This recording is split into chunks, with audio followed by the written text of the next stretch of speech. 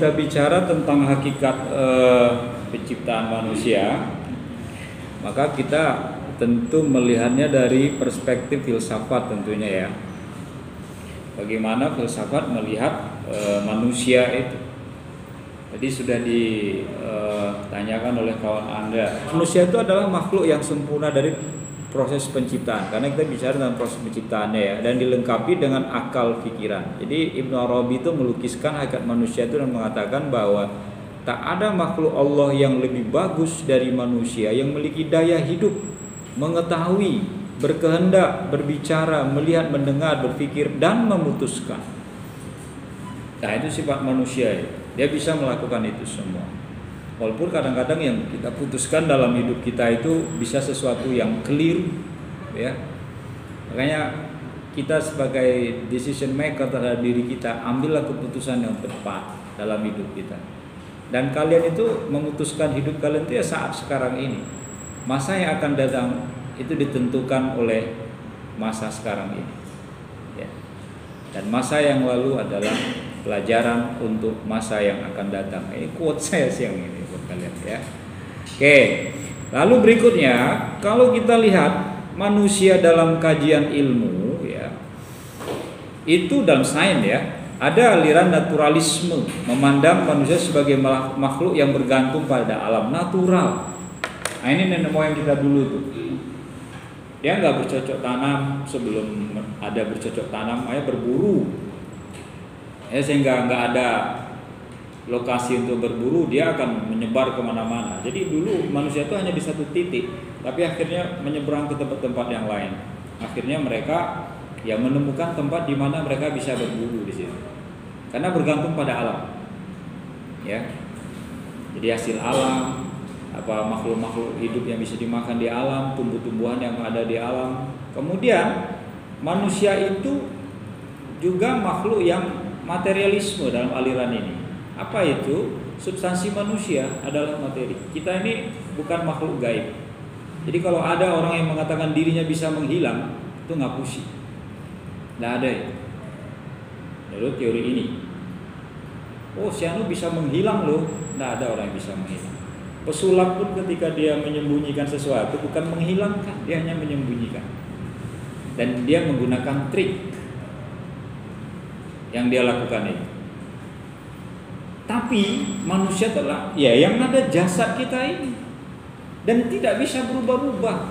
Ada orang menyebut istilah manusia bisa menjadi babi ngepet. Secara logika teori ini juga nggak bisa ya, nggak bisa ya. Kenapa materi kita seperti ini, masa tiba-tiba jadi babi? Itu nggak mungkin ya.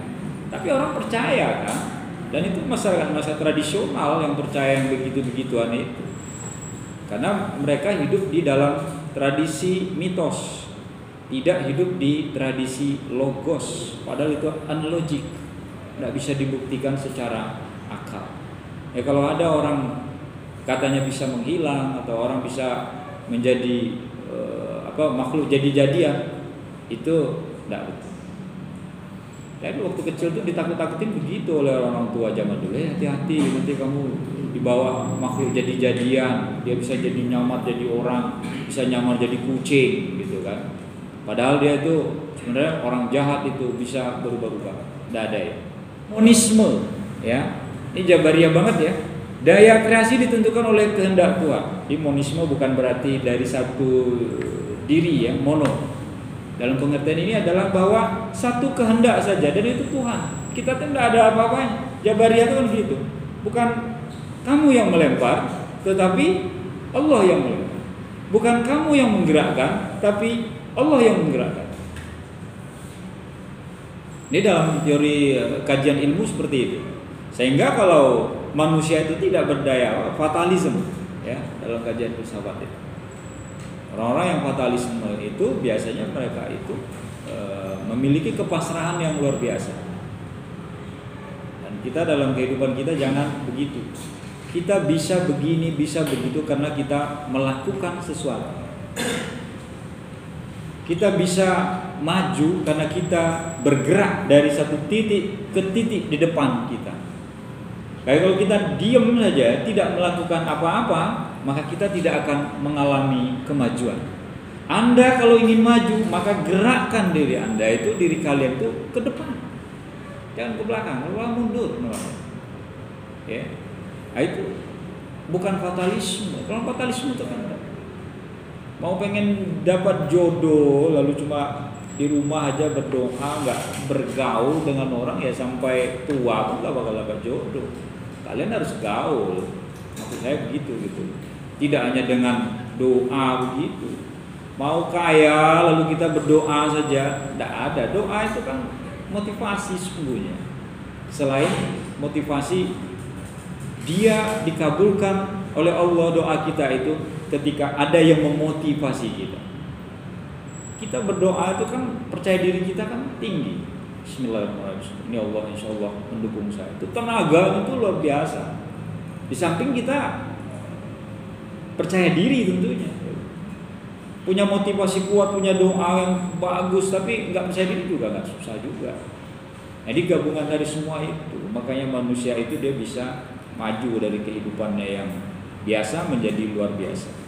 Nah, lalu kajian dalam filsafat itu ini yang menarik, ya, apa yang disebut oleh Hippocrates ya, dalam bahwa ada segi fisik 4 macam ya, sifat kering, kemudian sifat basah, kemudian sifat hitam ya, kemudian ada dingin dan ada panas, ini darah. Jadi ini dia menyebutkan elemen-elemen manusia sesungguhnya. Kenapa dia menyebut Hippocrates mengatakan begitu? Karena dalam tubuh kita ini secara fisikly unsur-unsur itu ada pada diri kita. Lalu Plato mengatakan tubuh dan jiwa keduanya adalah garis pemisah. Jiwa lebih tinggi dari derajatnya dari tubuh. Kalau ini soalan dualismenya Plato ini ya. Tetapi dia mengatakan bahwa manusia itu memiliki 2 elemen ini, jiwa dan tubuh. Lalu kemudian yang ketiga Aristo, makhluk otonom, tidak lepas dari tubuhnya. Roh manusia berbeda dengan jiwa. Dia hampir mirip dengan gurunya, tetapi dia mengatakan bahwa manusia memiliki roh dan jiwa, tapi keduanya menurut Aristo itu adalah satu hal yang berbeda. Ini kajian filsafat secara umum. Lalu kemudian teori evolusi. Ini juga kajian manusia, di mana teori evolusi ini menimbulkan pro dan kontra. Kenapa pro dan kontra? Kalau saya melihat kelemahan teori evolusi itu, kalau memang manusia itu dari kera gitu kan. Turunan itu kan, kenapa orang menjaga turunan? Karena turunan itu akan seperti itu seterusnya bila ia punya gen itu, sehingga DNA seseorang itu bisa diketahui berdasarkan garis keturunan. Dan yang nggak dibahas oleh Darwin itu di situ DNA-nya. Kenapa monyet dari dulu itu sampai sekarang tetap melahirkan monyet gitu? Nggak ada monyet melahirkan manusia. Atau sebaliknya, kenapa manusia itu dari dulu sampai sekarang tidak pernah melahirkan monyet? Tapi kalau melahirkan orang yang berperilaku monyet, gedenya itu banyak. Ya kan, nolong maksudnya gitu kan. Udah gede ngambil punya orang gitu, tidak pernah kenyang. Monyet kan gitu kan, dikasih pisang kanan ambil, kiri ambil, kaki dia kaki bisa megang loh. Itu bedanya kaki monyet dengan kita. Dia bisa megang kakinya tuh, bokongnya ya, buntutnya itu, ekornya ya, ekornya itu bisa untuk mengikat loh itu. Hebat itu. Coba perhatikan di kombinasi. Kalau benar coba perhatikanlah tingkah laku polanya monyet itu. Semua bisa digunakan, dan itu semua digunakannya untuk makanan doang. Hari ini tidak ada manusia melahirkan monyet. Kalau memang kita gen kita itu DNA kita itu monyet. Lalu kritik kita yang kedua adalah yang dilihat itu adalah unsur persamaannya 90% lah lebih sama, tapi yang lain-lain tidak. Dia hanya melihat itu, dan yang kedua dia menggunakan tengkorak purba yang dia temukan di beberapa tempat, mulai Afrika, Eropa sampai ke Australia dan Asia. Dari pola itu dia menyimpulkan bahwa manusia adalah keturunan kera dengan teori evolusinya itu. Dari jalan merangkak ya sampai jalannya kayak gini kan. Ya, jadi prosesnya itu bisa. Nah ini kan dari merangkak, berdiri, jalan, habis itu tua, dia akhirnya seperti itu. Tapi di Barat teori ini justru yang berlaku. Mereka sangat percaya dengan teori ini. Kalau kita pakai logika saja, walaupun tidak semua ilmuwan juga percaya dengan teori evolusi ini. Bagaimana mungkin sudah mengalami evolusi sekian tahun, tetapi tidak ada perubahan setelah evolusinya diteliti. Gitu. Kalau memang dia berevolusi sampai sekarang, mestinya kan monyet-monyet itu lebih cerdas kan dari monyet-monyet pada masa lalu. Nyatanya enggak, kita belum menemukan monyet yang cerdas itu. Walaupun ada filmnya bahwa manusia pernah dikuasai monyet. Apa filmnya itu? Masih ingat enggak kalian?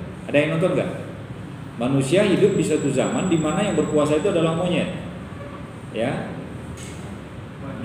Apa Mas? Bukan. Nah, coba googling. Ada itu. Elves apa judulnya singkat kok, satu kata kok judulnya itu.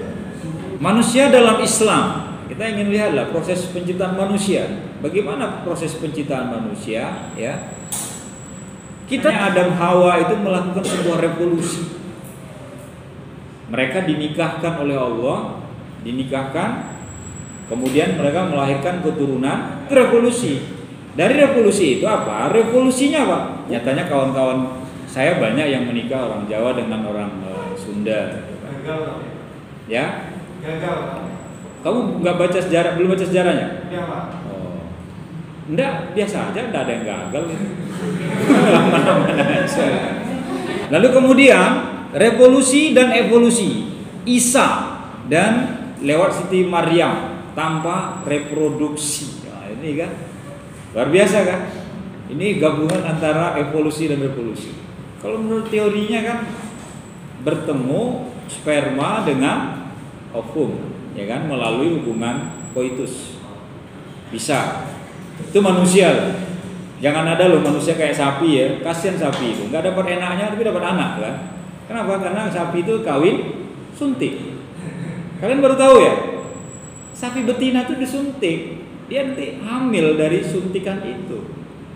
Jadi dia nggak dapat enaknya tapi dapat anaknya gitu. Besarannya Allah dan kekuasaannya Allah sehingga Siti Maryam bisa hamil tanpa harus melakukan itu. Dan tidak ada yang mustahil bagi Allah untuk membuat seorang perempuan itu bisa hamil tanpa melakukan hubungan. Dan hanya satu-satunya, tidak akan ada lagi itu. Ya. Lalu yang ketiga, evolusi. Evolusinya itu bagaimana? Nutfah 40 hari, sperma itu 40 hari, alaqah itu darah gitu ya, 40 hari. Lalu kemudian mudghah itu dia sudah berbentuk daging. Lah, kemudian nafah itu nafah ruh itu dia sudah berbentuk utuh sebagai manusia. Evolusi yang di dalam Islam itu ya seperti itu dan disebut oleh Al-Qur'an selama 40 hari itu. Sehingga manusia lahir setelah 9 bulan dikandung oleh ibunya. Kalau lebih dari 9 bulan itu, nah itu sekarang kan bisa teknologi bedah sesar ya, lahir secara sesar itu bisa. Misalnya kalian ditanya dalam Islam memang tidak ada evolusi, ada, tapi bukan evolusinya Darwin, tapi evolusi yang disebutkan oleh Al-Quran. Dan ternyata itu benar. Jadi 40 hari dia prosesnya begini, 40 hari nanti prosesnya begini, itu betul seperti itu. Allah dengan sangat rinci banget sesuai dengan sains dan teknologi. Lalu yang berikutnya, pandangan filsafat tentang hakikat manusia sekarang. Kalau tadi penciptaan, sekarang hakikat. Yang pertama itu alam serba zat. Tadi sudah dibahas sebenarnya ya. Yang menyatakan bahwa yang sungguh-sungguh ada hanyalah zat atau materi. Jadi materinya manusia itu, zat atau materi itulah hakikat sesuatu. Alam adalah zat atau materi. Manusia itu juga hakikat manusia itu adalah zat dan materi. Kita sebagai makhluk padat ya bisa seperti ini. Kemudian aliran serba ruh berpandangan bahwa hakikat segala sesuatu ada di dunia ini adalah ruh. Adapun zat atau materi adalah manifestasi. Jadi manifestasi saja tubuh kita ini. Tapi ruh itulah yang yang berperan dalam kehidupan kita. Dualisme menggabungkan pendapat kedua aliran di atas. Jadi serba zat dan serba ruh digabungkan menjadi aliran yang berpandangan dualisme. Lalu yang keenam, eksistensialisme, memandang manusia dari segi eksistensinya. Menurut aliran ini, hakikat manusia merupakan eksistensi atau perwujudan sesungguhnya dari manusia. Intinya hakikat manusia adalah pada yang menguasai manusia secara manusia. Jadi kalau kita bicara tentang eksistensi manusia, keberadaan kita manusia itu berdasarkan eksistensi kita. Keberadaan kita itu karena adanya kita. Makanya kita sering mengatakan orang kaya itu dia sama dengan kita ada, tapi kita membahasakan dengan apa? Orang berada. Pernah nggak mengucapkan kayak gitu? Oh, dia tuh orang berada. Saya bukan orang berada, saya orang biasa. Itu sebenarnya orang itu sedang berfilsafat ya. Dia menggunakan filsafat eksistensialisme. Apalah saya ini, kamu cocok lah, taksirlah dia, tembak aja. Apalah saya ini, saya bukan orang berada. Nah, itu Anda bukan orang filsafat ya. Kenapa? Karena Anda merasa tidak punya eksistensi di depan dia. Ya, dalam ini sebenarnya ya.